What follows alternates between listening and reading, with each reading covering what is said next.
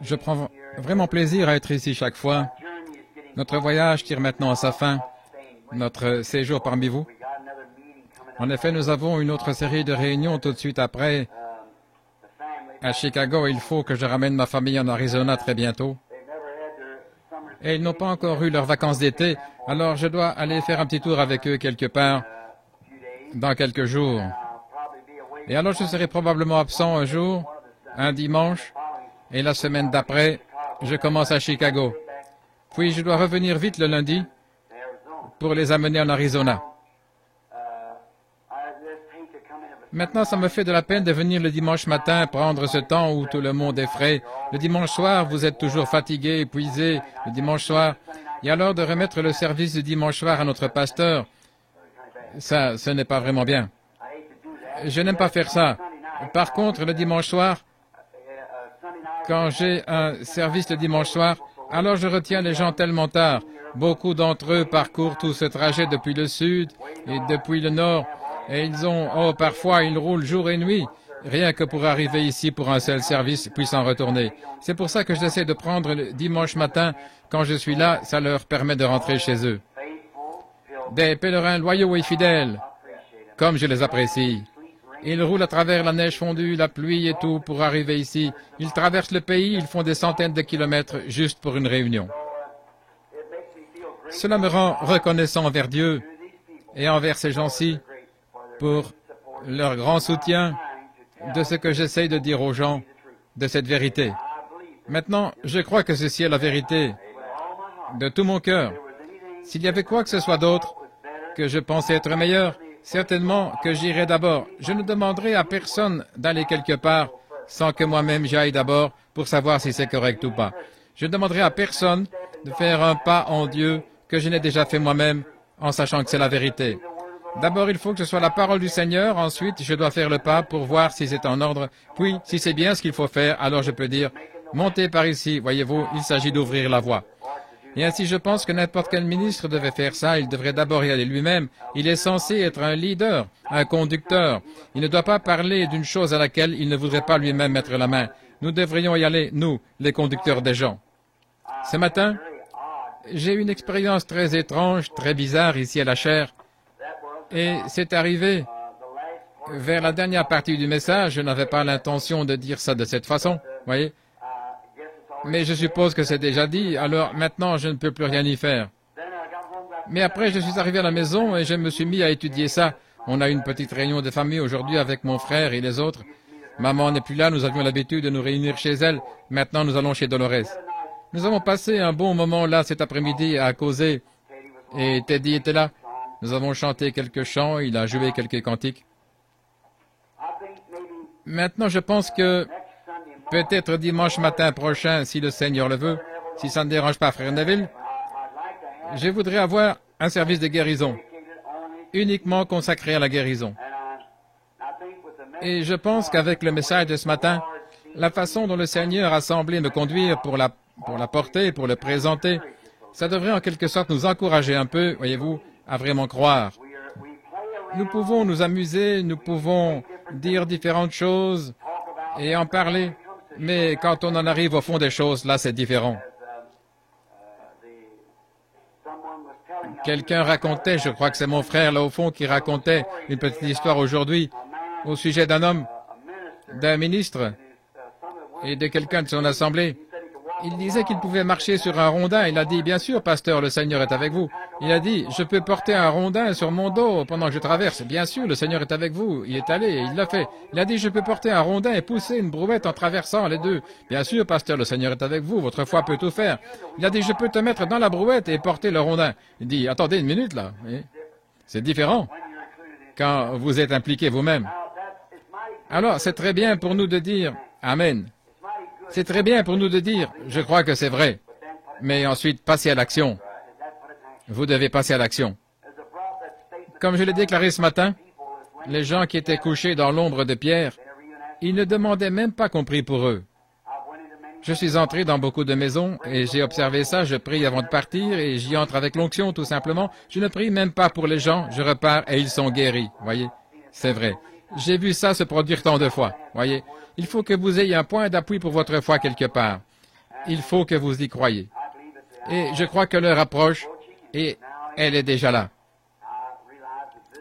Je suis conscient que ces services n'est pas enregistré. Il se pourrait qu'ils enregistrent une petite bande pour eux-mêmes, mais celle-là n'est pas destinée à faire le tour du pays. Ce dont je parlais ce matin nous a amenés jusqu'à un point culminant, et c'est pour ça que je vais consacrer dimanche prochain à un service de guérison. En effet, depuis que je suis entré, je vous ai parlé des visions et de ce qui s'est produit et tout, et j'ai développé là-dessus, vous exposant pourquoi j'ai fait toutes ces choses. Et puis ce matin, j'ai continué à développer jusqu'à en venir maintenant à ce dernier pôle. Maintenant, c'est le moment où je dois me consacrer à Dieu, le moment où Dieu va me parler, voyez-vous. Je dois vraiment avoir un petit changement dans ma propre vie. Ce n'est pas que je sois mauvais, je ne pense pas, mais je veux me sentir un peu plus près des gens, voyez. Ces gens à qui j'ai essayé d'annoncer cette vérité de l'Évangile et qui tournent le dos et ils s'en éloignent et ils s'en moquent. Maintenant, moi, je trouve que c'est une insulte. Pour moi, ça m'est égal, mais quant aux choses que je dis qui sont la vérité, pour essayer de leur venir en aide, c'est comme de pousser un bateau au large et de dire « Allez, le voici, traversez. Allez, sortez de ce courant tumultueux, vous allez mourir. Vous allez périr là-bas. » Et ils se moquent de vous, simplement, ils s'éloignent. Eh bien, pour moi, s'ils s'éloignent, j'ai l'impression qu'il n'y a plus rien que je puisse faire, voyez-vous, rien que je puisse faire. Mais maintenant, je veux descendre en vitesse sur la rive et les persuader. Revenez donc, voyez-vous, il faut que j'aie ce sentiment-là, voyez-vous. Je sais qu'il y a quelqu'un là-bas qui n'est pas encore entré, et je vais pêcher jusqu'à ce que le dernier poisson ait été attrapé. C'est ce que je vais faire maintenant. Et pour ce faire, maintenant je m'attends à ce que quelque chose se produise dans une réunion de prière. Quelque chose. Beaucoup se souviennent de la vision du dernier pôle, de ce troisième pôle plutôt. Vous vous souvenez, quelque chose s'est passé juste avant. J'ai vu venir cette lumière descendre dans cet endroit-là, et il a dit, « Je te rencontrerai là. » Maintenant, je m'attends à ce que quelque chose se produise. Il y a bien des années ici, le service et le discernement m'affaiblissaient tellement que j'en titubais. Beaucoup d'entre vous se souviennent de ça. Je me retrouvais dans cet état-là. Il fallait que frère Jack Moore me prenne par le bras et que frère Brown me prenne par l'autre bras et qu'il me fasse marcher de loin en large dans la rue pendant 1 heure après le service. Et tout simplement, ce qui m'arrivait, j'essayais de réfléchir, de voir où j'étais et ce qui se passait. Ensuite, toute la nuit, je restais étendu là, à repenser à ça, à sangloter et tout, à me demander pourquoi il n'avait pas accepté notre Seigneur Jésus. Puis il m'a dit dans une vision, à un moment donné, tu rencontreras une dame, elle viendra vers toi, vêtue d'un tailleur brun, et elle portera un petit bébé dans une couverture. À partir de ce moment-là, tu auras de la force pour supporter avec plus d'endurance. Eh bien, je vous avais dit tout ça. C'est à Chicago que ça s'est produit, le soir où la petite dame presbytérienne, son propre pasteur l'avait envoyée là avec le bébé, et je crois que son frère ou l'un d'eux était médecin. Il a dit, il n'y a plus d'espoir pour ce bébé, à moins que le Dieu Tout-Puissant le touche. Elle est allée le dire à son pasteur, le pasteur a dit, je ne suis pas qualifié concernant la guérison divine, parce que je n'ai pas ça en moi, la foi qu'il faut pour le faire. Maintenant, ça, c'est être honnête, voyez. Il a dit, je n'ai pas vraiment ça en moi. Il a dit, par contre, j'ai été à l'une des réunions de frère Branham, et je te conseillerais d'amener ce bébé à frère Branham. Le médecin l'avait condamné, et il se mourait. Et cette petite dame est entrée là, à l'endroit où je tenais une sorte de service pour les petits-enfants catholiques qui avaient été brûlés, là, dans l'église, là-bas, vous savez.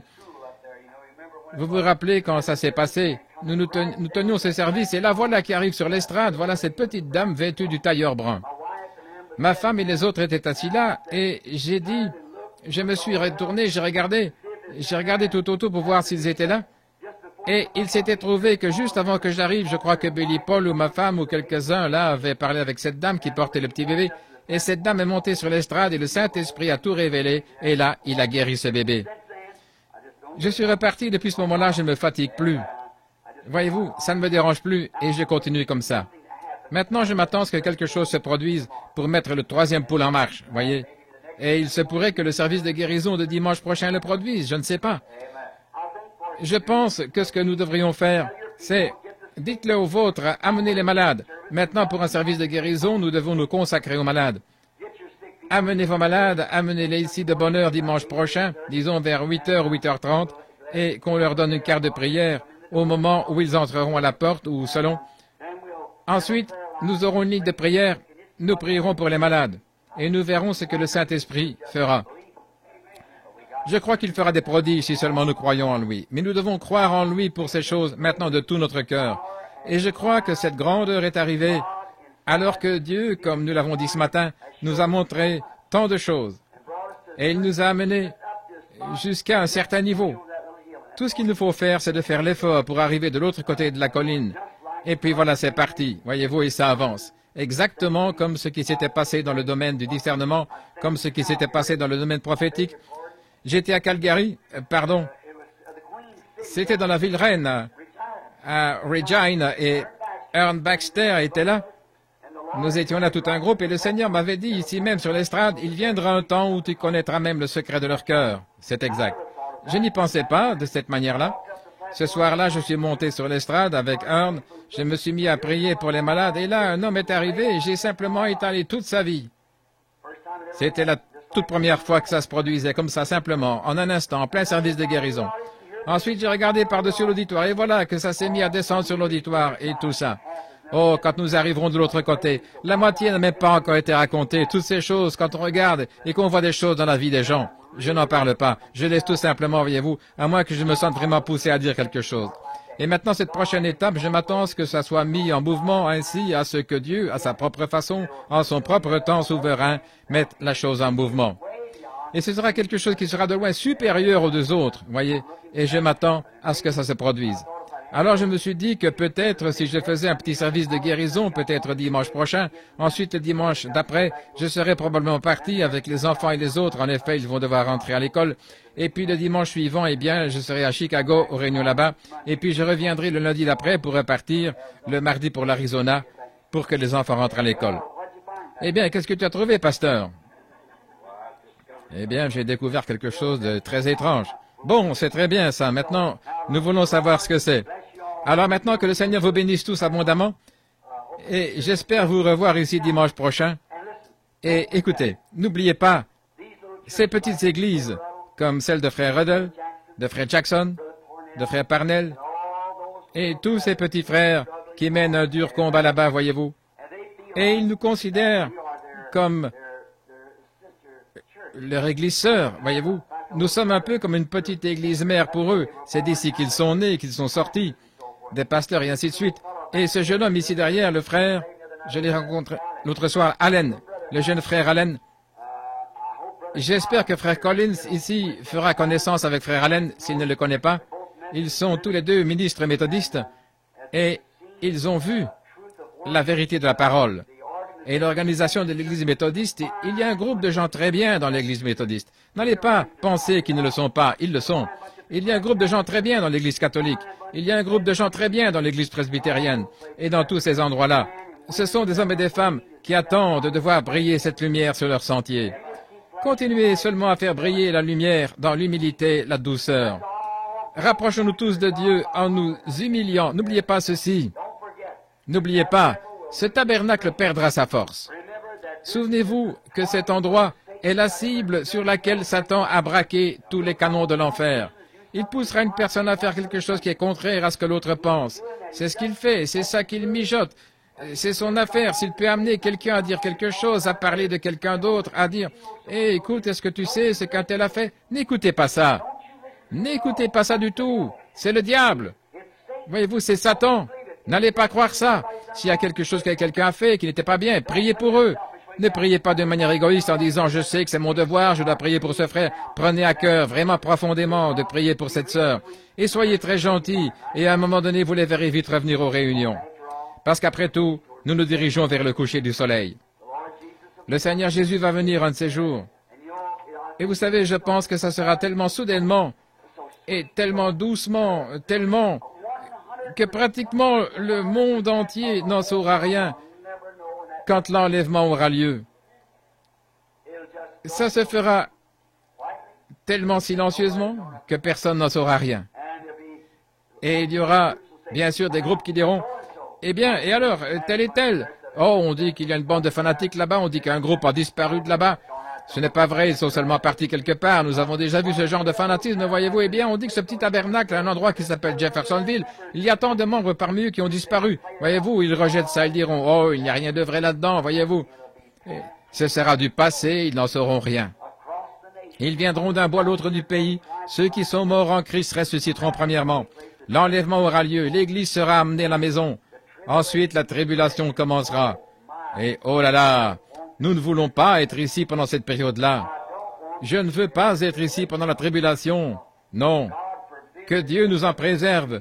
Qu'aucun de nous ne soit ici pendant cette période-là, parce que celui qui est souillé se souille encore, que celui qui est saint se sanctifie encore, que le juste pratique encore la justice. L'agneau s'est avancé avec son livre de la rédemption, et l'épouse a été enlevée. Ceux qui avaient rejeté cela doivent passer par la période de tribulation, aussi bien les Juifs que les gentils. Quel temps de tribulation! Je ne veux pas ça. Seigneur, sanctifie-moi maintenant. Voilà une bonne doctrine nazaréenne, n'est-ce pas? Et c'est bien vrai, c'est exact. Remplis-moi maintenant de ton Saint-Esprit, Seigneur. Enlève de moi tout ce qu'il y a du monde maintenant, Seigneur. Ne permets pas, comme le disait ce vieux frère de couleur, « Monsieur, j'ai mon billet dans ma main, il est déjà poinçonné. Quand j'arriverai au fleuve ce matin-là, je ne veux pas avoir d'ennui. » Donc c'est à peu près ça. Je ne veux pas avoir d'ennui. Tenez votre billet dans votre main, parce que nous allons traverser. Pensez-y un peu. Le grand moment de la rédemption est proche. Et maintenant, autre chose. Le frère, quel est son nom, celui d'Utica? Je pense que c'est frère Graham. Et un autre frère qui est là, comme pasteur, un certain Shanks ou quelque chose comme ça? Frère Snelling? C'est frère Snelling qui est le pasteur. C'est frère Snelling qui est le pasteur à Utica maintenant.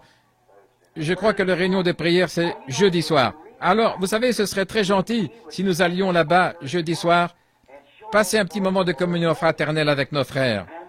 Et puis, quand frère Jackson, quand il a ses réunions, si nous allions là-bas ensemble, un petit groupe d'entre nous, continuez seulement à prier, continuez à creuser, ne vous arrêtez pas. Tout comme quand il leur avait parlé, qu'il avait dit, creusez des fossés là-bas. Quand vous vous y mettez et que vous tombez sur une vieille canette, vous dites, je suis trop fatigué, jetez ça hors du chemin et continuez à creuser. Voyez, continuez seulement à creuser, parce que nous devons creuser, voilà tout. Car si vous comptez éviter la tribulation, vous feriez mieux de vous mettre à creuser. Et pour ma part, je me prêche à moi-même. Je vais me mettre à creuser plus en profondeur que jamais. Parce que j'ai le sentiment que dans ce pays et dans le monde entier, ce ministère-ci, comme il est connu presque partout dans le monde, je dois repartir. Ma femme, l'autre matin, je disais, j'aimerais que tu m'accompagnes quand je partirai. Je vais partir vers le mois de janvier, si le Seigneur le veut. Je voudrais faire une tournée mondiale dans le monde entier, revenir et peut-être avoir des réunions aux États-Unis dans le courant de l'été prochain. Et elle a dit, je suis trop vieille pour y aller. Eh bien, moi, j'y suis allé il y a environ 8 ans, mon dernier voyage outre-mer, et j'estime que je suis en meilleure condition maintenant qu'il y a 8 ans, tu sais. Maintenant, je m'y connais plus. Ensuite, nous parlions ensemble. Si le Seigneur disait, je vais t'allouer 25 ans, tu ne vas pas t'affaiblir, tu seras actif. Je vais te donner 25 ans sur la terre. Est-ce que tu prendrais de la naissance à 25 ans, de 25 à 50, de 50 à 75 ou bien de 75 à 100 ans? Maintenant, tout homme à qui il est alloué du temps sur la terre ferait certainement la chose la plus irréfléchie s'il ne passait pas ce temps-là au service de Dieu. Peu m'importe ce qu'il fait. Maintenant, si vous allez être un briseur de cœur, vous feriez mieux de prendre le jeune âge, les premiers 25 ans, voyez. Si vous allez être un menuisier, un mécanicien ou autre, vous feriez mieux de prendre le deuxième 25 ans, voyez. Et je me suis à me réfléchir. Et moi alors, je vais prendre quoi? Je prendrai de 75 à 100 ans. Je serai plus intelligent, plus sage. Je serai plus stable. Je m'y connaîtrai plus dans ce que je fais. Je suis de 10 ans, de 8 ou 10 ans plus âgé que la dernière fois que je suis allé outre-mer. Je ne vais pas me précipiter là-bas comme si je tuais des serpents. J'en connais davantage. Je sais comment procéder. C'est exactement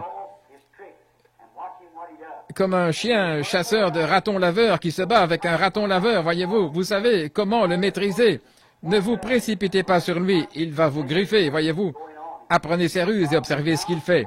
Et nous en apprenons davantage sur l'ennemi. Donc nous devons découvrir toutes ces techniques et comment il s'approche, ce qu'il fait, étudier ses coups, alors vous êtes formés pour l'attaquer.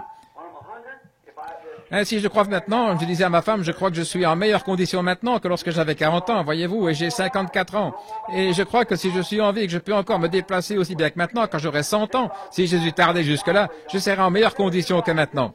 En effet, on s'y connaît plus, on sait mieux ce qu'il faut faire, comment traiter la situation. Prenons le cas de beaucoup de gens. Quand ils doivent se faire opérer, on dit qu'il y a un nouveau médecin qui vient d'obtenir son diplôme, il vient de sortir de l'école de médecine, il n'a pas encore opéré, qu'il le fasse. Oh non, direz-vous, rien à faire, pas ce gars-là, non monsieur, je ne veux pas qu'il me touche avec son bistouri, je préfère aller chez un tel, j'ai entendu dire qu'il a pratiqué beaucoup d'opérations, il sait s'y prendre, c'est ça, voyez-vous, c'est ce qu'il faut, vous pensez à ça, mais qu'en est-il de l'âme? Je tiens à ce que ce soit quelqu'un qui sait où il se tient, qui connaît le chemin, qu'il a déjà parcouru, oui. Que le Seigneur vous bénisse, très bien. Frère Neville, viens maintenant, que Dieu bénisse Frère Neville. N'oubliez pas maintenant, dimanche prochain.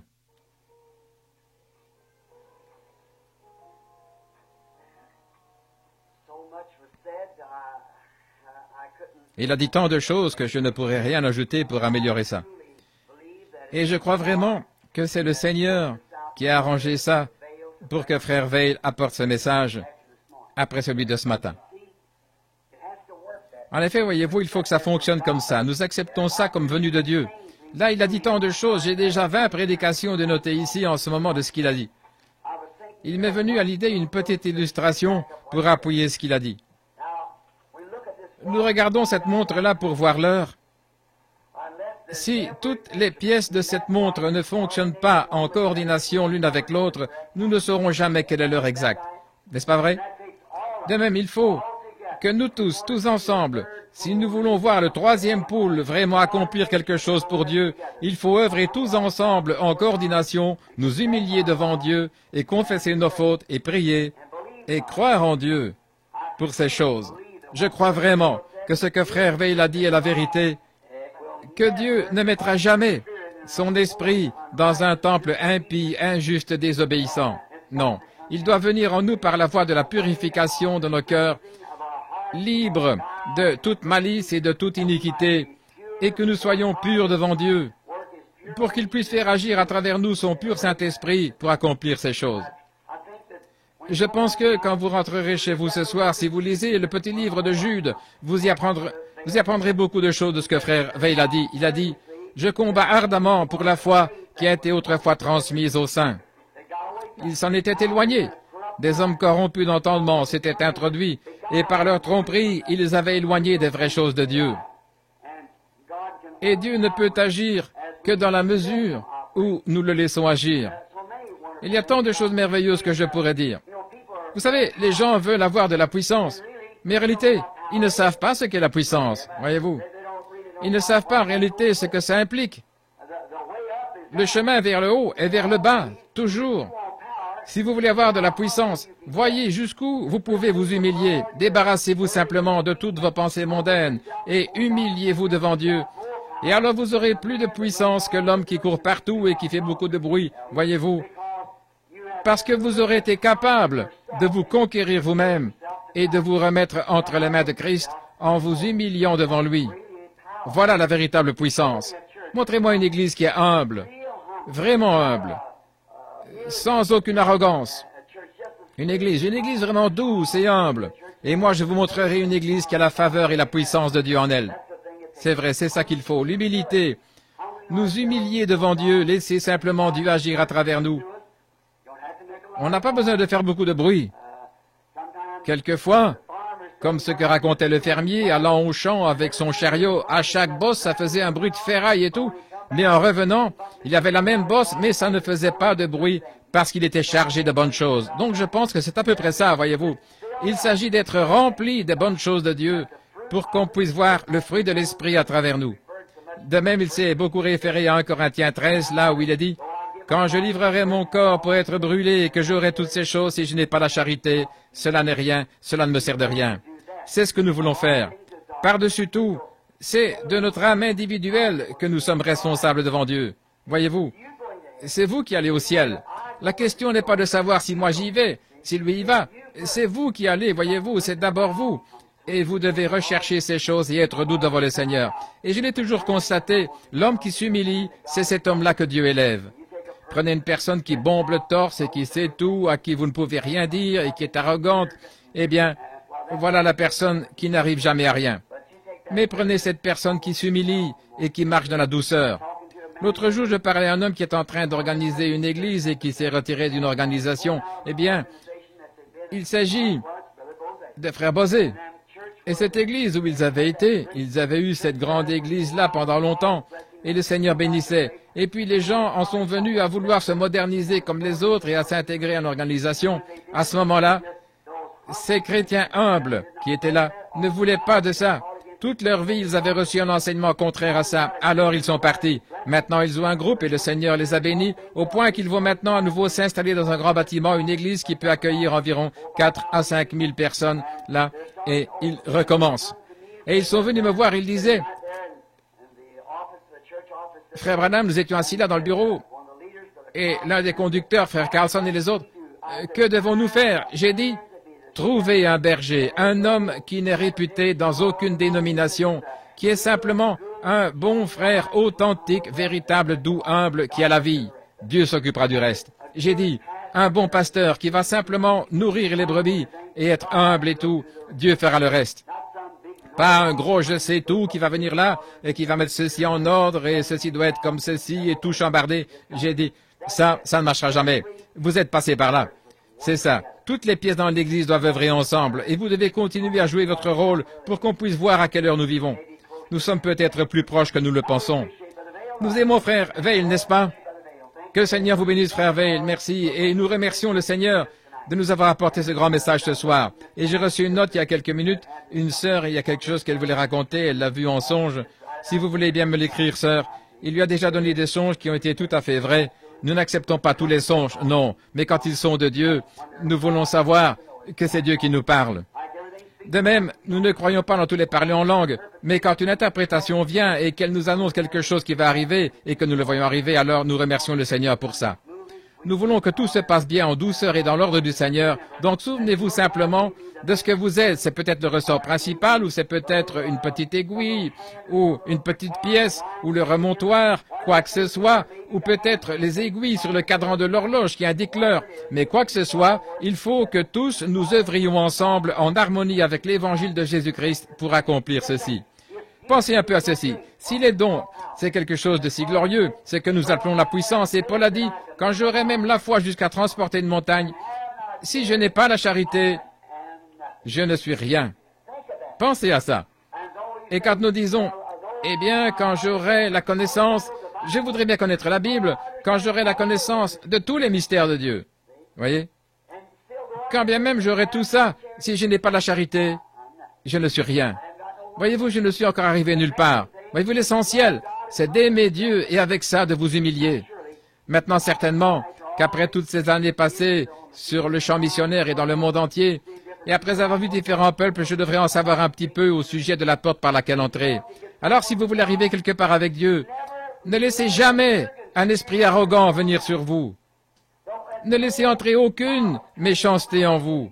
Peu importe ce que quiconque peut faire, même si cette personne a tort, ne développez jamais un complexe contre elle. Voyez, soyez doux et gentils. Souvenez-vous, Dieu vous a aimé alors que vous étiez dans le péché.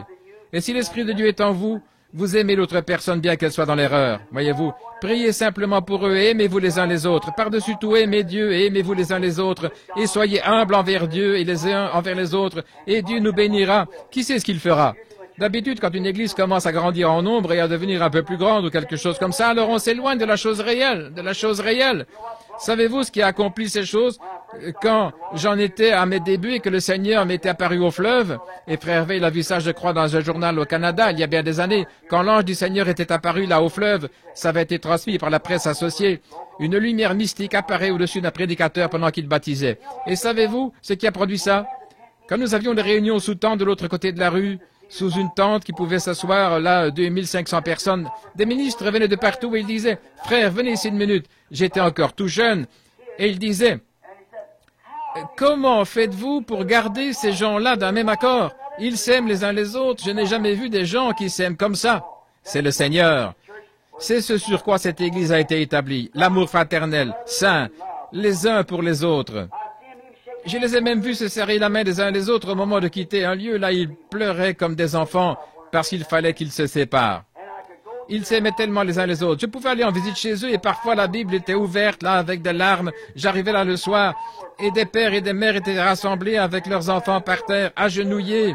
Des pères et des mères à genoux en train de pleurer et prier. Je restais debout à la porte en train d'attendre et ils n'arrêtaient pas de prier. Alors je m'asseyais sur les marches et je me mettais à prier aussi en les attendant. Et c'était comme ça. Et ils s'aimaient les uns les autres. Ils s'aimaient les uns les autres. Nous avions l'habitude de chanter ce vieux cantique. Béni soit le lien qui unit nos cœurs dans l'amour chrétien. La communion de nos esprits est comme celle d'en haut. Quand nous nous séparons, cela nous donne une peine intérieure. Mais nous resterons unis dans nos cœurs, dans l'espérance de nous revoir. Je dis ceci avec une grande joie dans mon cœur pour Christ. Beaucoup d'entre eux dorment dans des tombes ce soir. Ils attendent cette grande résurrection où nous serons de nouveau réunis.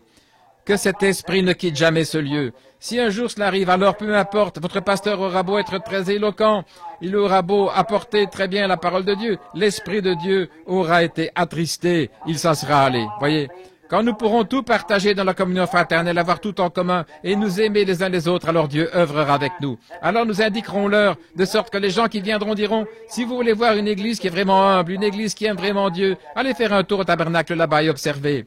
Voyez le soin qu'ils ont les uns pour les autres, le respect pendant qu'on prêche l'Évangile, comme ils sont respectueux, comme tout est en ordre. Oui, alors on pourra regarder et voir à quelle heure nous vivons. Vous verrez l'Esprit de Dieu se mouvoir parmi nous. Il se fera de grands signes, de grands prodiges et tout. Si toute la chose œuvre ensemble, elle indique l'heure. Mais si elle n'œuvre pas comme ça, alors le temps s'arrête. Elle n'indiquera plus l'heure. Donc, si nous voulons savoir à quelle heure nous vivons, que tout le monde se mette à œuvrer ensemble dans l'Évangile, à s'aimer les uns les autres, à aimer Dieu, alors les aiguilles elles-mêmes indiqueront l'heure où nous vivons. Le croyez-vous? Bien sûr. Amen. Que le Seigneur vous bénisse vraiment richement. N'oubliez pas, allez un peu partout cette semaine. Et si vous connaissez de braves gens qui sont malades, qui doivent venir, dites-leur, bien-aimé, je voudrais te demander quelque chose. Nous aurons la prière pour les malades dimanche matin au tabernacle, et ça fait un certain temps que tu es malade. Maintenant, je voudrais... Eh bien, je veux y aller, j'ai toujours voulu y aller. Maintenant, j'ai entendu un message dimanche soir d'un frère, là, comme quoi nous devons confesser nos fautes les uns aux autres et prier les uns pour les autres pour que nous soyons guéris. Jacques 5, 13, 14, 15, voyez-vous, nous devons confesser nos fautes les uns aux autres avant même de venir chercher la guérison. Oui, confesser nos fautes les uns aux autres et prier les uns pour les autres. Voyez-vous, c'est exactement de ça qu'il parlait ce soir. Ça concilie les béatitudes avec Marc 16. Mettez ça ensemble et vous avez ce qu'il faut, alors les guérisons se produisent. Regardez Jésus. Rien d'autre qu'un faisceau d'amour. Voyez, il était Dieu manifesté. Dieu s'est exprimé à travers lui. Ce n'est pas étonnant que des miracles se soient produits et toutes sortes de choses. Sa vie humble, consacrée, de Dieu qu'il était, il est venu ici sur terre pour être un homme, pour exprimer Dieu à travers lui-même. C'est ce qui faisait de lui ce qu'il était. J'ai toujours dit, ce qui faisait que Jésus était Dieu, c'est la manière dont il s'est humilié. Il était tellement grand et pourtant il a pu être tellement petit, voyez. Que le Seigneur vous bénisse beaucoup. Maintenant, levons-nous pour terminer la réunion.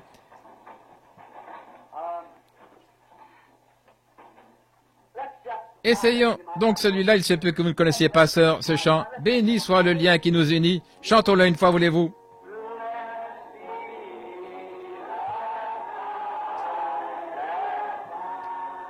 Béni soit le lien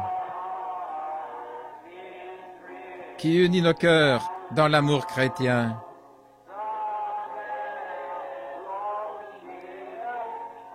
La communion de nos esprits est comme celle d'en haut. Maintenant, pendant que nous chantons ce dernier couplet, serrons-nous la main les uns les autres. Si nous devons bientôt nous quitter, disons simplement que Dieu vous bénisse, mon frère, ma sœur. Je suis tellement heureux d'être ici avec vous ce soir. Ensuite, retournez-vous. Maintenant, chantons-le.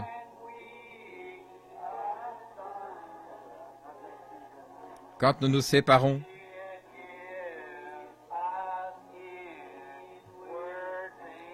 cela nous donne une peine intérieure. Mais nous resterons unis dans nos cœurs, dans l'espérance de nous revoir. Comme nous aimons le Seigneur Jésus, n'est-ce pas?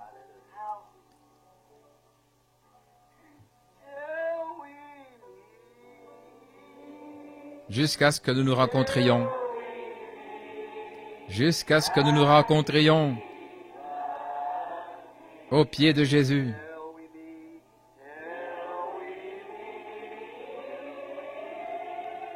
Jusqu'à ce que nous nous rencontrions.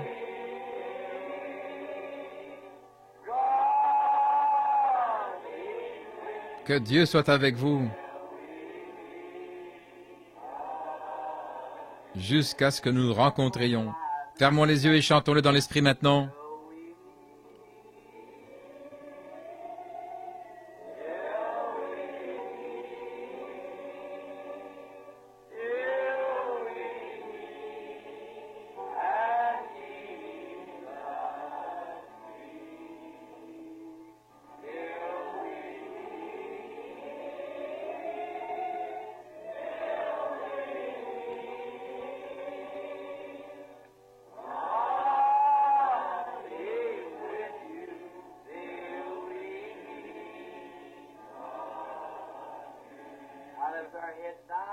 Alors que nous avons la tête inclinée, nous sommes simplement des enfants de Dieu. Fredonnons-le.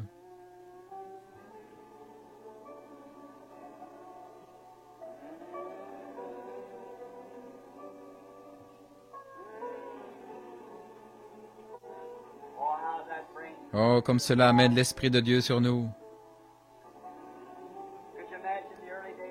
Pouvez-vous vous imaginer dans les premiers jours quand il s'asseyait sur des blocs de pierre?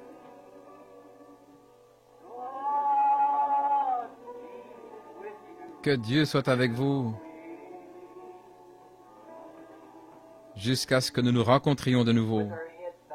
Avec la tête inclinée, je vais demander si frère Allen, là au fond, un nouveau frère parmi nous, s'il veut bien terminer la réunion par un mot de prière. Frère Allen.